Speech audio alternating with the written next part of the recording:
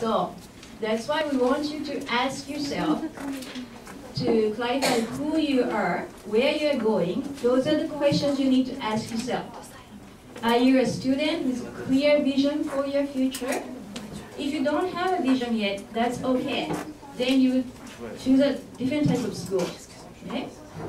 If you want to apply like Caltech or UC Berkeley, UCLA Engineering School, and you don't really know what kind of engineer you want to become, then that may become a little bit of a problem. So that's what you want to have a very clear vision where you're going. And if you don't have it, then we'll sit down and talk about it. Okay? Are you an active initiator? Meaning, do you actually make things happen instead of just sitting and waiting things to happen to you? Are you a person who can make a difference in your life and in that of others as well? Okay.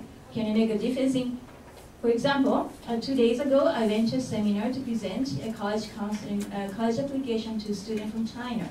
And we did a mock interview for colleges because I am an interviewer as well.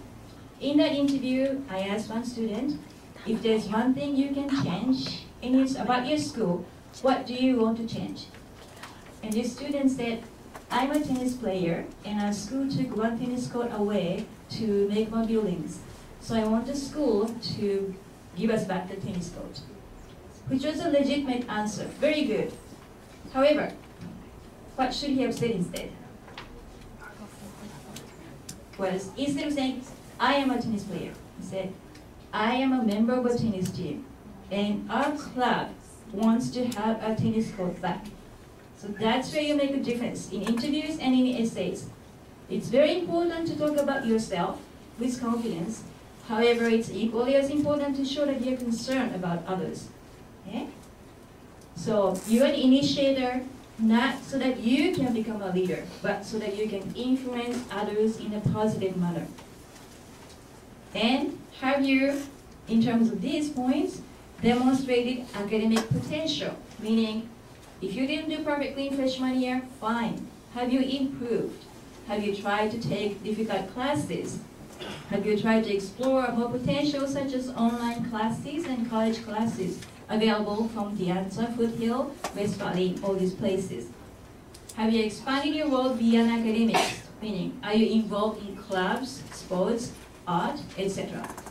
Have you committed yourself to any continuous effort? You can't just do volunteer work 100 hours 1 year and next year you don't do anything. That's actually worse than doing it a few hours each month continuously. So commitment and continuity is very important factors. And have you impacted your community in any positive way? It doesn't have to be something big, but it's something that you can say that I did it, I was involved, and I am proud. Ask yourself these questions so that the college can say, is this student a good alumni candidate?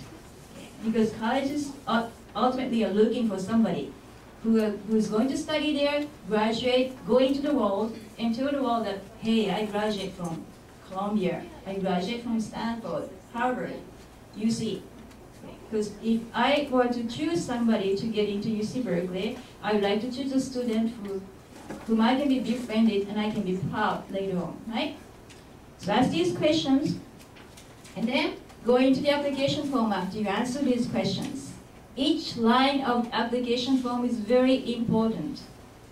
So keep in mind that many private schools, Stanford, Columbia, etc., ask tons of questions, very short questions like what book did you read? What is your favorite food? Where did you go last summer? Those questions may sound stupid, but if they're stupid, they shouldn't be there, right? So there's a reason why these short questions are there. And each of these questions are very important because what they are trying to do is by combining these questions and essays and your profile to create an image of what kind of student you are and what kind of person you are. So keep in mind that each part is very important. Don't just look at essays. Okay? And space is limited. No matter how many things you have done, no matter how hard you tried, on the little piece of paper on the application form, there's only one line to explain. And there's only about 70 to 80 words for UC to explain.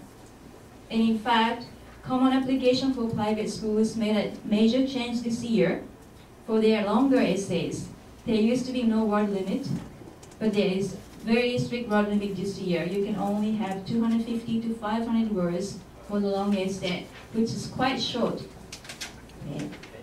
So the space is limited, so you only want to say what you need to say, and you want to avoid what you shouldn't be saying, or what is not particularly important for your image. Okay. That's why you need professional assistance, because I read 300, 400 different essays every year, and I've been doing this for years and years. So I've seen all sorts of essays, and I work together for my student with 2 other teachers behind me who don't see you. I see you and brainstorm.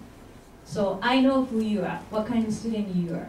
So after the essay is completed, I have 2 other teachers behind who don't know you, who haven't seen you, who read the essays and evaluate it. And that's how we work. So, okay. So given that, after that, we go on to the essays and practice writing essays. I usually start with a longer essay. Like Common Application has short ones and long ones. Okay, long essays. And by the way, Common Application is shared by many different colleges. However, you can create different versions so that you can change the essays depending on which college. It's kind of tricky and takes time, but it can be done. Right.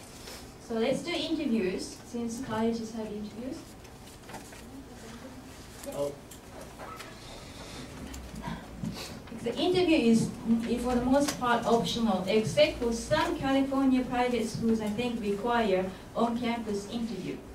Why is it good to go if it's optional? Because, of course, it shows that you're interested in that college. And if you're thinking about applying to USC, specifically, they have very limited space for interviews. So you need to go to USC site right now if you haven't done so. Create your account, be connected, so that you can get a spot for your interview. Okay? I had students in the past who had to fly over to Oregon just to have an interview because he didn't do it quick enough to get the spot. So those are some of the questions. We have about 2 pages of questions that have been asked in the past. There has never been any question that was not on this list that we have. So those are one of the representative questions that they ask. What has been your most exciting intellectual experience? Most students answer maybe AP class project, AP biology project, or a Stanford summer project. Or what current events are you concerned of or interested in? Surprisingly enough, majority of high school students do not read news these days, do not read newspapers every day because they're busy with their schoolwork. However, I really recommend you at least once a week go online, review the news and what happened in the world. That's very important because those things that come up in the interview, and also it's oftentimes included in the list of questions asked on the application form. Okay?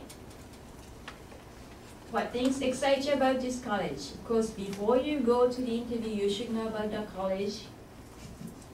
Ideally, you should have visited by now.